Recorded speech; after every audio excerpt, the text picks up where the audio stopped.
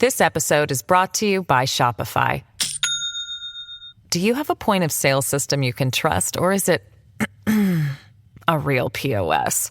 You need Shopify for retail. From accepting payments to managing inventory, Shopify POS has everything you need to sell in person.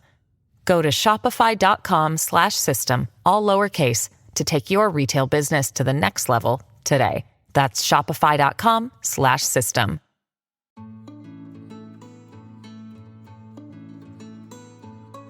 Hello and welcome to Raising Me. I'm Adrienne Stein, and I am so glad you're with us today because we're diving into a topic that many families think about at some point: parenting with pets. Maybe you're even thinking about one for the holidays right now. But when is the right time to bring one into the mix? How do you prepare the kids and yourself, by the way, for everything that comes with a new pet? And then, of course, what about training? And then the inevitable moment when it is time to say goodbye, which is the worst. We are talking about all of it today. We have two really great guests from the local Animal Refuge League joining us today to help us navigate this journey.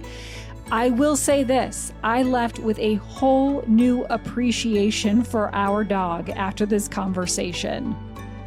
Darci Bloemendaal is a humane education manager who works with pets and kids. And then Amber Zawrotny is a behavior and training manager. So they're here to share their expertise and give us some advice on raising kids alongside pets to make sure everyone, pets included, is healthy and happy. So whether you're already a pet parent or maybe just considering it, we have got you covered. Check it out. Darci and Amber, this is so exciting to have you here because you think like having a pet is such a rite of passage for kids and families in so many ways, but there's so much to consider. What are some of those things that we should be thinking about if we're getting that idea that, hey, maybe it's time to bring home a pet? What's the first thing we should think about? Yeah. So from a kid's perspective. Yeah, I would think that if you are thinking about adding a pet to your family, there's a lot of things to consider. Your age of your kiddos is really important to consider first and foremost.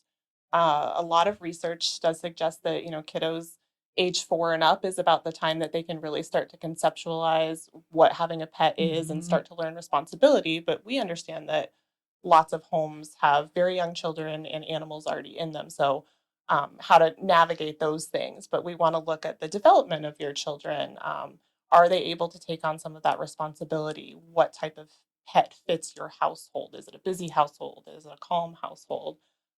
Those types of things are really important to consider on the kids side of things.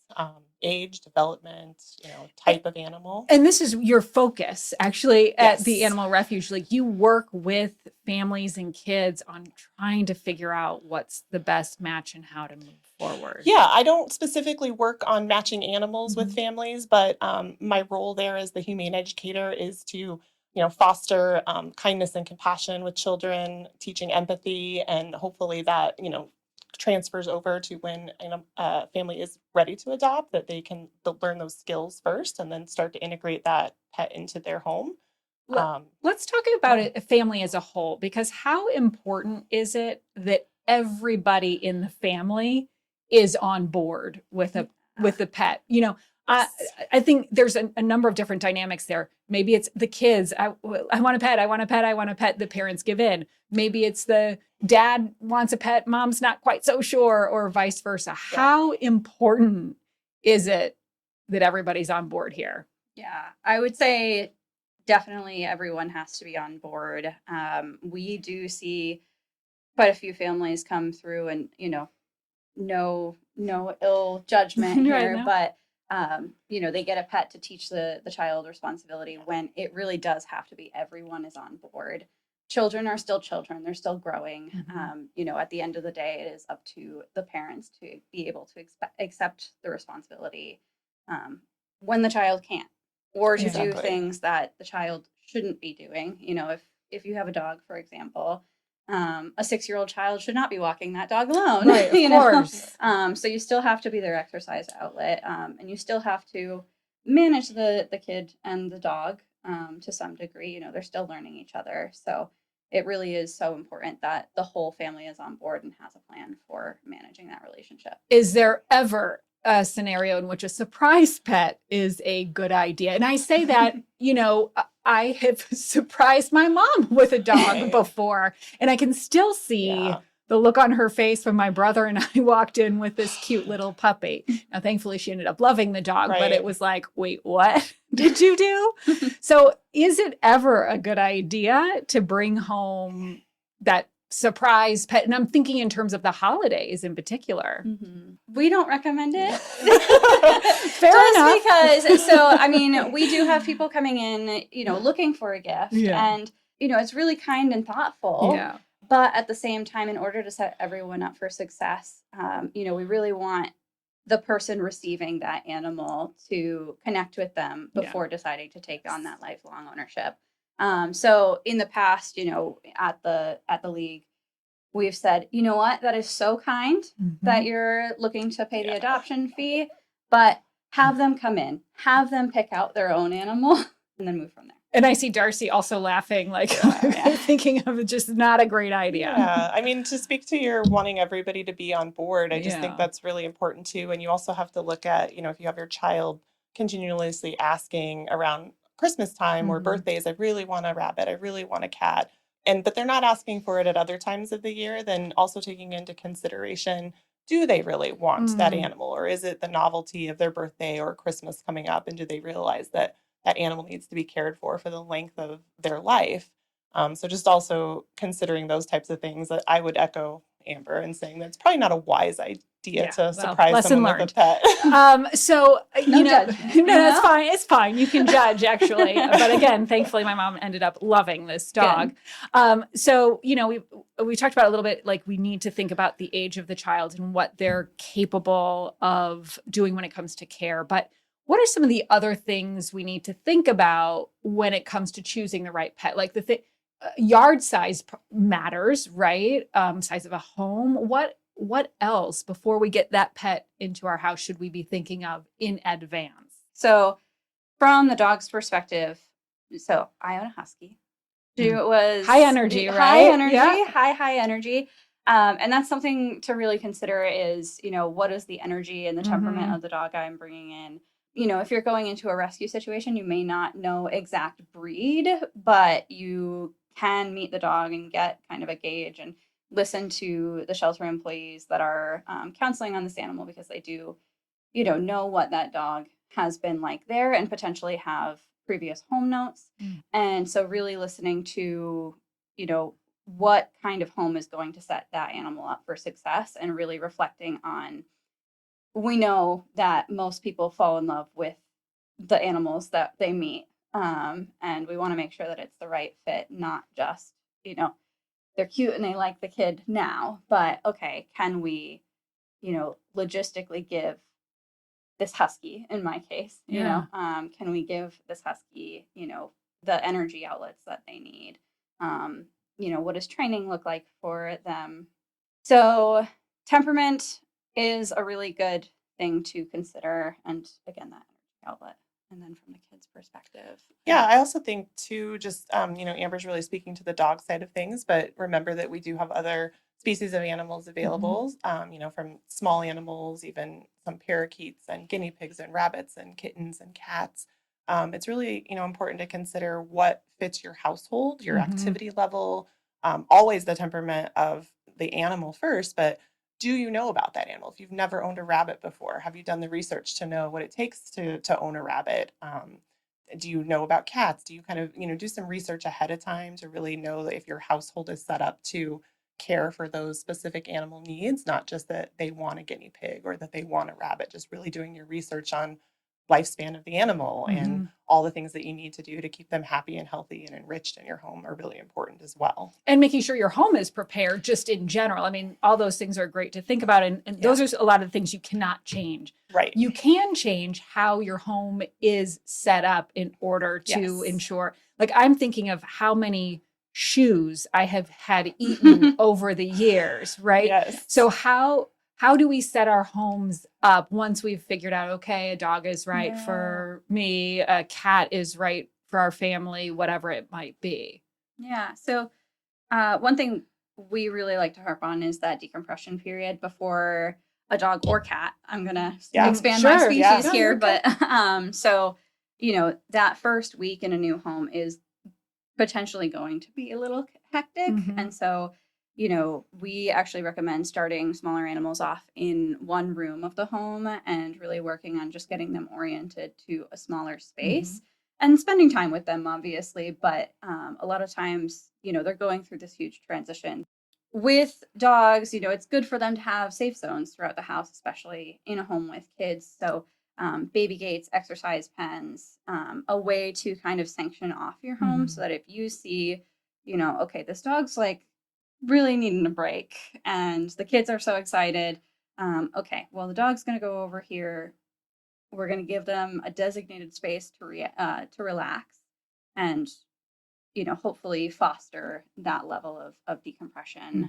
And that's not just important for the first week. It's especially critical for that first week, but it's so important moving forward too. Kids are, no matter if we live in a quiet home or a busy home, they're going to have busy moments. And sometimes the animals don't always want to be a part of that. So providing some way for them to kind of escape and quote unquote go to their own room sort of deal. Right. One thing that comes to mind too is just training. And the idea, we'll train the dog, we'll train whatever, is sometimes a lot different than the reality of the amount of work it can take, especially for, say you have a husky or like a highly intelligent, high energy dog, I'm thinking of in particular. So how do you set the training up for success? And what are some age appropriate ways to get the kids involved in training in a way that sticks? Because everybody gets excited the first couple of weeks and then you're back into the regular routine of life. The dog, in this case, what I'm thinking of, still has to have that regular training. Yeah. I think that you don't want to rely on your kid to be the sole trainer of your dog. And so I know right now at the league, we're even throwing around some options to incorporate children more into some of the training classes that we offer, but in no way suggesting that, your child of any age really should be the sole training person for your animal. Going back to before, everyone needs to be involved in working with that animal. To keep the kids engaged, I think just, that fostering responsibility is really important. Maybe it's not the training piece of it, but maybe it's, they're involved in the feeding routine or the playtime routine or other enrichment so that they feel involved and being with a parent while a parent is working to train with them, but definitely not relying on your kiddo to be the sole training person. But there are other ways that kids can get involved with the care of animals that really helps them to develop really deep bonds with animals. Yeah. And just to kind of build off of that, so we are thinking of doing a class on this because it is such an important topic because, everyone wants to be involved in the success of the animal in that home, especially the kids. Really important to note that enrichment is part of training.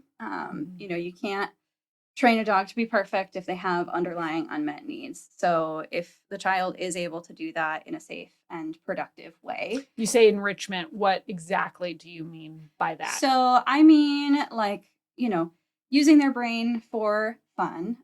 That can be running around the yard. That can be playing fetch or, playing tug of war or anything like that, to really just get some of that energy out. Different for all dogs, obviously, but we really, we have a whole week where about half an hour of our class, in most of our classes, is dedicated to specifically what kind of enrichment can you give to your dogs sort of deal. So mental and physical, just to kind of tire them out and get them in a space where they're more open and engaged to training because they're not short circuiting being like, I have so many things that I want to do right now. Right. Like that energy is all pent up. Yeah. Yeah. I think it's really important to note often when I speak to kids about what enrichment is we tell the kids to imagine that if they had to be in their bedroom all by themselves with nothing, say we took away their tablets and all of their fun things to do and they just had to sit in their bedroom and do nothing. That's often what it can be like for a dog that's left home all day alone or in a kennel at a shelter, not getting that enrichment all the time. So kids really seem to relate to that and understand, like, well, they think that's so boring. I want to be doing stuff. And so getting kids involved even with making some of the enrichment, craftier kids that want to make toys for their animals, or maybe make special treats for their animals that they get during enrichment times, filling Kongs with, fun treats. Kids can get involved that way too. But I think it's really important for kids to recognize that their animals also have feelings and emotions and needs just like they do. And when you liken it to that, kids often understand that, like, that would be really boring just to sit in a blank room all day, and I would be really bored. And so that's another way to get kids involved and really invested in the well-being and the enrichment of their animal. Yeah. And then as far as, incorporating them into the more formal version of training, trick training, things that aren't necessarily invasive, but are fun to do, are great because it, first off, gets the kid excited. Yeah. They get some small wins and they get some party tricks to show their friends. Exactly. And reading to your dog is, developmentally very good for the child, as well as, dogs don't necessarily understand all of what we're saying in English, but it is, they understand that this is purposeful time.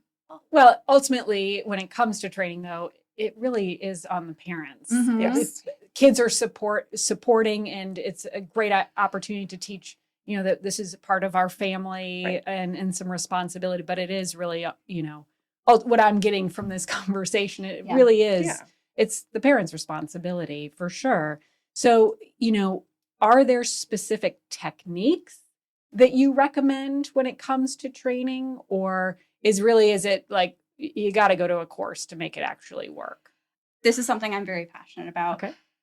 Dog training is not a regulated field, and it probably won't be anytime soon. So when you're choosing someone, just even to guide you in that direction, I would really, really recommend someone who is credentialed and looking for, a positive approach, a relationship-based approach. And so, at the league, we are primarily positive reinforcement, and we align with the Association of American Veterinary Behaviorists. So, which, all that being said, the most recent studies and the ones that are most backed are saying, fear, intimidation, pain, anything like that in dog training is not warranted or necessary for the majority, if not all dogs. That being said, the reason that I say that is because if you Google a prevention, or if you Google a solution to an issue you're having, you are going to get a million different things on how to work with this dog. And they're not all science-backed. So the short answer is I've seen people be completely successful without a trainer. And, if that works, great.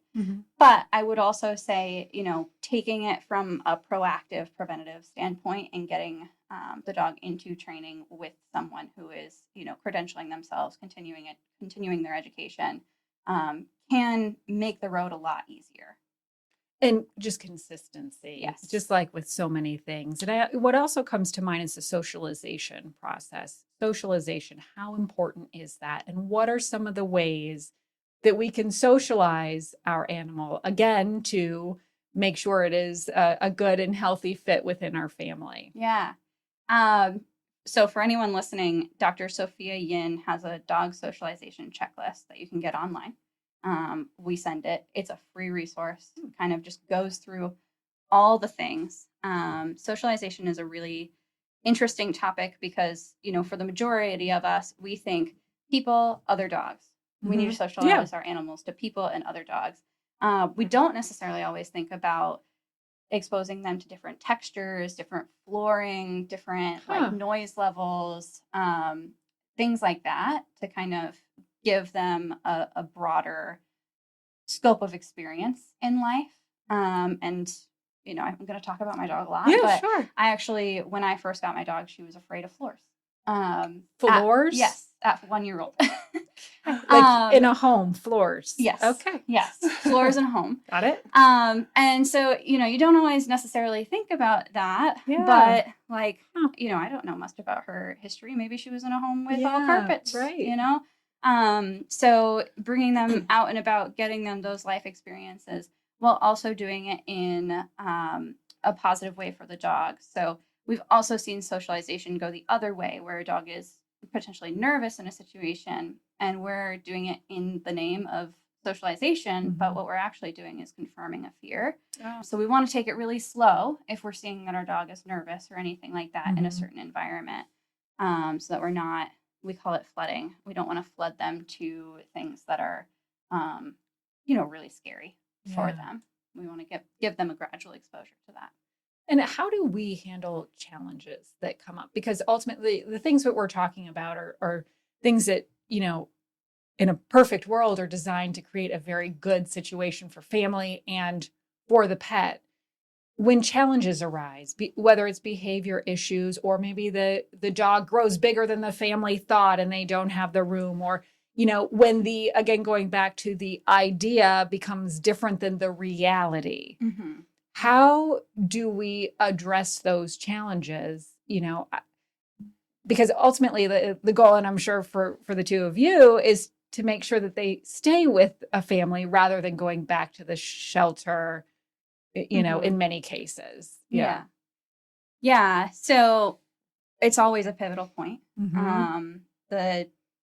I think this is also a very, good topic, just because most of the time dogs aren't going to be exactly your ideal of, when you bring them home as a puppy, we may have big plans for this dog, and then we realize their limitations. And it's just like, learning a new person. Like, my strength is behavior. My strength is not children, right?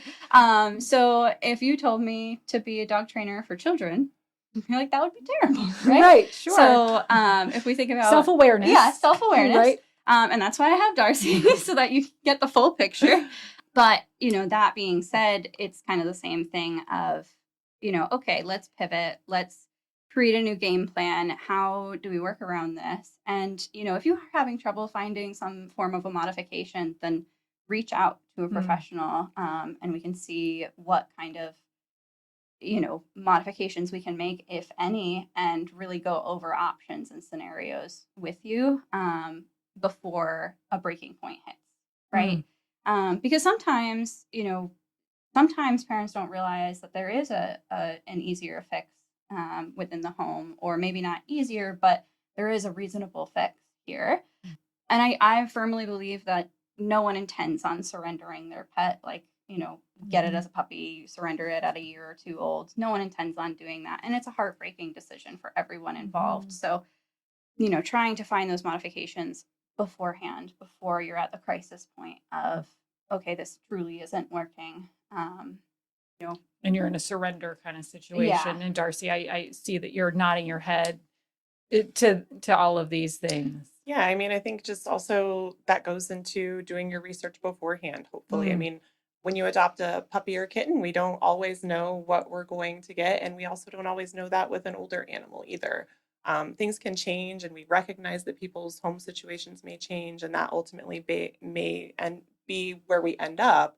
But we try to do everything we can to, kind of mitigate those things, doing those things ahead of time. In the sheltering world, we call that intake diversion. We really want to keep pets in their homes, and it's helpful when we have folks that want to work with us so that we can hopefully modify those things, so that we aren't faced with a heartbreaking situation. But just like, children, when we have a brand new baby, we don't always know. We have great expectations and we think all these things for them, but they are their own being, and they're going to develop and be this tiny human, and we don't know what that is. And it's not undifferent from getting a new animal and bringing them into our home.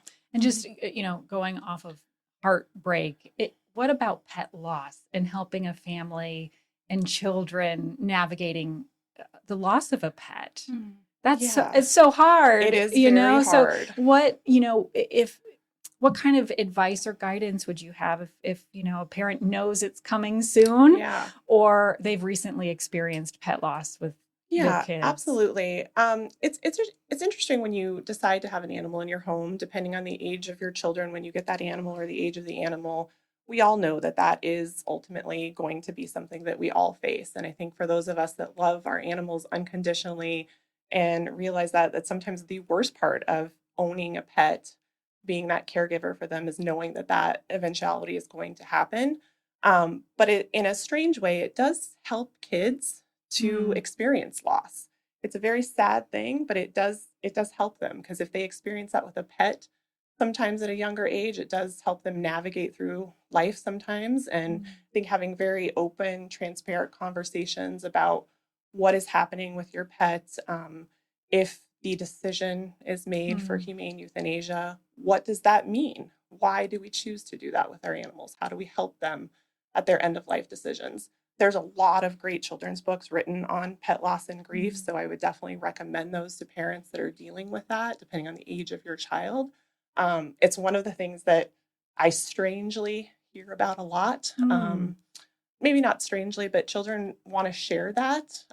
Oftentimes in classes at the shelter, I get many, many hands raised within the first 10 minutes of just doing a new program. And my dog just died. My cat just died. Oh, I got the chills. And they kind of need an outlet there, and it's okay. And I think it's okay to really be there with them and let them experience that. And depending on the age of your child, developmentally, like, can they be present if that humane euthanasia is happening? And I know that sounds very morbid for a lot of people, but sometimes that's a very nice way to create closure when you're saying goodbye to an animal. Because if they just leave one day and go off to the vet, it's kind of a weird universe for a child to understand, like, what happened to them. So sometimes if they're old enough to be involved in that process, that might be something to consider as well.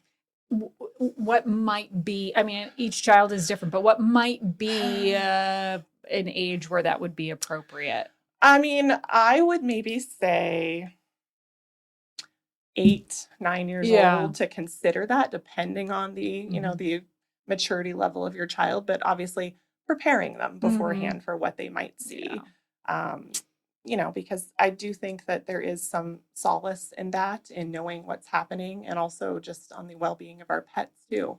Being with them at their end of life is honestly one of the kindest things that we can do for them. It's funny. It's been years, but even just thinking about this, like, it takes me back to that moment, and my heart hurts, just even thinking back to one of the hardest things we all have to do as pet guardians. Oh my gosh, sure. It's the worst. Darci and Amber, if there was one takeaway for parents who are listening, what would that be? Darci, first to you. Yeah, I'll speak to the kid side of things. I think exposure to animals with children is so incredibly important. It definitely fosters kindness and compassion and empathy. And that can extend to children in turn then caring about their fellow peers, caring about their environment, caring about all living things. And so what I do at the shelter as a humane educator is teaching about all of those things. And while I think it's so important for kids to be exposed to animals, it doesn't automatically mean that they are going to be a more kind and compassionate person. So you get a dog and then boom, my kid is now kind and compassionate.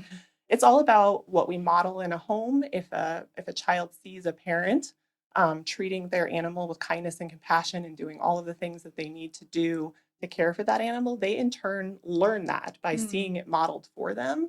And there's tons of research saying that kids that, experience that animal ownership or guardianship as a young child, they extend that to later years of just having more humane views of the world and people. So I think it's just so important for children to be exposed to animals for sure. And Amber? Yeah. I think my biggest plea to anyone considering bringing a pet into a home with children is to really educate yourself on, the boundaries between pets and kids and the body language of that animal.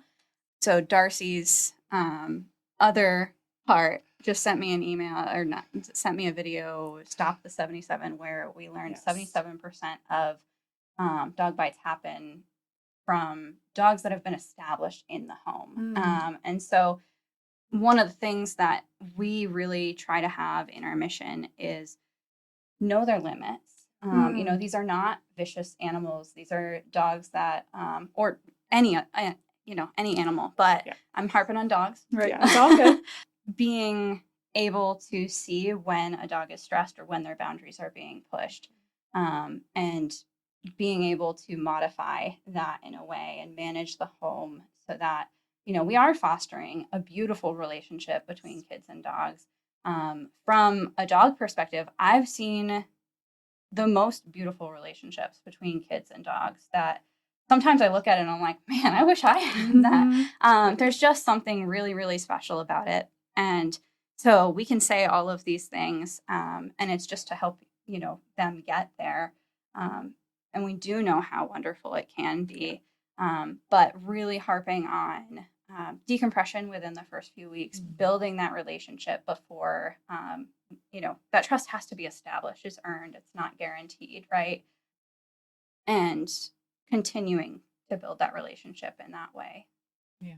Awesome. Darci and Amber, thank you so much. I also want to mention we'll have more resources on our website, wgme.com/raisingme. So much good information, ladies. Thank you so much. Thank you for having us. Thank you so much. I got to tell you, so many great takeaways with this one, though admittedly, my light bulb moment was when the ladies were talking about putting yourself in your dog's shoes, so to speak, often at home alone for hours on end, without entertainment or enrichment, simply just there waiting for you to get home, and how important they talked about it is to keep your pets both physically and mentally engaged. I will say this, we get so busy at my house, especially during the week. And often, Blake, our pup, it just becomes a checklist item. And I am saying that from a place where I love my dog, but, kind of checking things off in the morning. Is Blake fed? Great. Has he been out? Okay, good. Move on. Just trying to get everyone out the door. But no joke. I went to the store the next day after this conversation and bought him 3 new toys and some new treats. And I pause so much more often to toss the ball his way or talk to him or give him an ear scratch or a belly rub. It was great. And he's doing great too. Thank you so much for listening to Raising Me. I'm Adrienne Stein. This episode is edited by Megan Littlefield and produced with Nate Eldridge. Please follow Raising Me wherever you get your podcast. And of course, we greatly appreciate a positive rating and review as well. Wherever you are, I hope you learn something new and get to take a little time for you.